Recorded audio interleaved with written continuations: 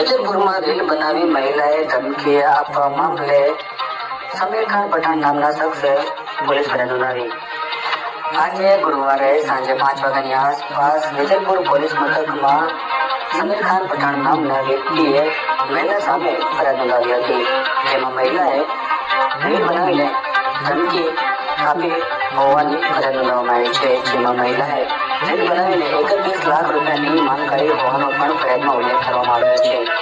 ત્યારે મહિલાની રીલના આધારે પોલીસે ફરિયાદ નોંધીને હાલ તપાસ હાથ ધરી છે। મહિલા ખોટી રીતે ફસાવી રહી હોય તેવી ફરિયાદ દાખલ કરવામાં આવી છે।